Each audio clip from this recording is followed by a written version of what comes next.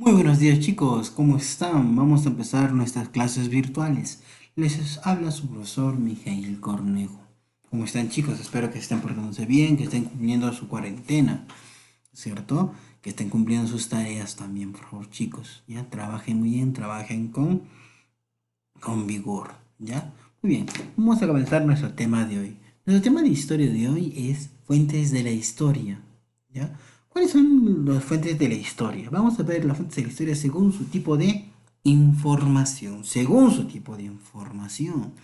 Muy bien, para explicar las fuentes históricas tenemos que recordar y ver, ¿ya? ¿Cómo puede reconstruirse la historia? ¿Tú cómo crees que se puede reconstruir la historia? ¿Y para qué sirven las fuentes históricas? ¿Y qué son las fuentes históricas? Dice que todas las fuentes históricas es todos los vestigios que han dejado el hombre, ¿no es cierto? Todo el vestigio que ha dejado la humanidad, ¿ya? Y estos vestigios pueden ser reconstruidos para la historia. ¿Para qué nos sirve eso? Para poder saber qué ha pasado anteriormente, ¿no es cierto? ¿Cómo sabemos, por ejemplo, que los incas existieron, desde qué época? Por ejemplo, eso es una fuente. Fuentes orales, ¿no es cierto? Porque los incas no tenían escritura, ¿no es cierto? Así que solo había de leyendas, en cuentos, en anécdotas. Eso se llama en forma oral, mira, de boca a boca, ¿no es cierto? De lo que contó la vecina, aquella, eso es una fuente oral. La chismería, sí, la chismería es una fuente oral. Muy bien. Después tenemos las fuentes audiovisuales. Mira, ¿qué son las fuentes audiovisuales? Están la cámara, el proyector, video, YouTube, toda clase de videos, imágenes, son fuentes audiovisuales, ¿no es cierto? Por ejemplo, una grabación también es una fuente audiovisual. Ya, profesor, un video, todas esas cosas pueden ser audiovisuales. Sí, fotos de gran tamaño y fotografías también, ¿no es cierto? Son fuentes audiovisuales. Muy bien. Fuentes materiales. Mira, las fuentes materiales pueden ser de dos tipos, ¿ya? Em, Muebles e inmuebles. Estas fuentes materiales también son llamadas monumentales, ¿ya? Muebles son aquellas cosas que se pueden mover, mira. Por ejemplo, estas vasijas tú las mueves. Y las inmuebles, en las fuentes materiales, son aquellas que no se pueden mover. Por ejemplo, la pirámide de Egipto, ¿tú la podrás mover? No se puede, porque eso es imposible. Ya, esa es una fuente material inmueble o monumental, ¿no es cierto? Todas las cosas que se puedan ser así, al tacto, ¿no es cierto?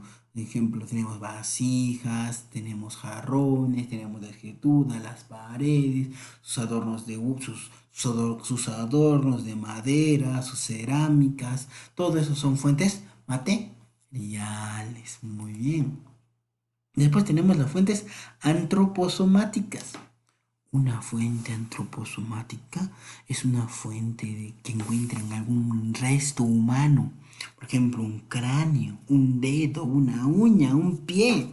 ¿No es cierto? Encuentran los huesos, dicen, ay, mira, esta es una fuente de antroposomática, ¿no es cierto? Una fuente antroposomática del resto de algún antepasado, ¿no es cierto? Ese es antroposomática. Y luego tenemos las fuentes escritas.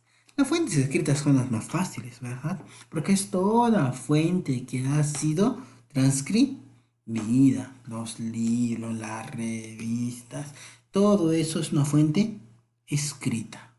Muy bien, profesor. ¿Y estas fuentes de qué son?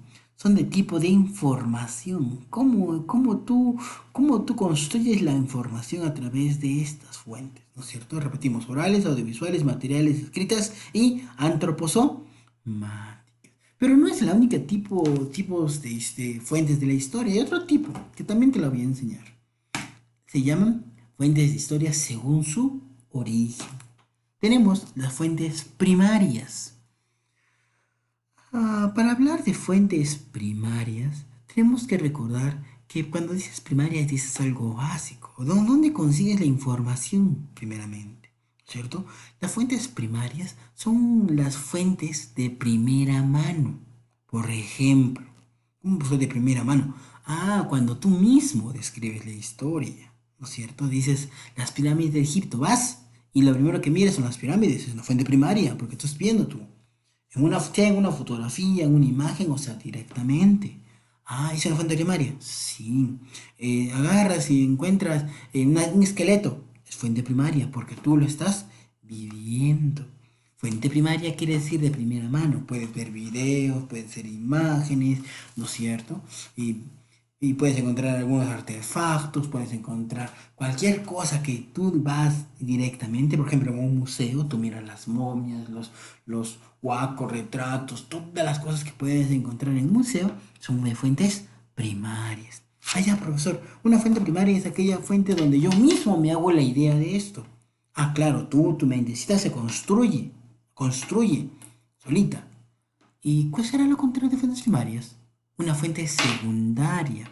Y dime qué es lo contrario de cuando que tú construyes tu conocimiento o que tú construyes. ¿Qué es lo contrario? Que otro me construya.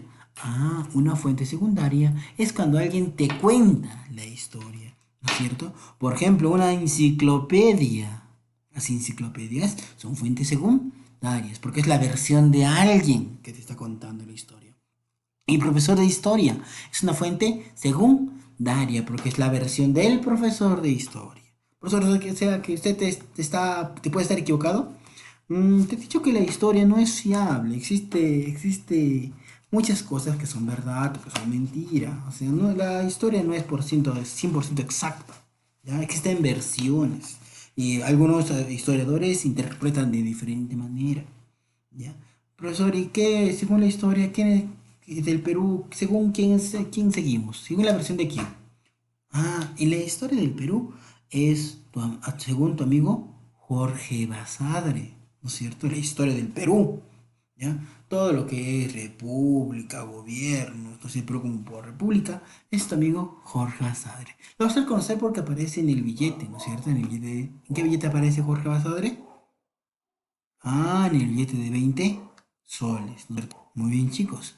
El tema de hoy es muy sencillo. Así que, chicos, ¿alguna pregunta? Dejadla en comentarios, ¿ya? Y muchas gracias, chicos. Espero que se estén portando bien y cumplan con el trabajo establecido. Muchas gracias, chicos. Cuídense. Hasta luego.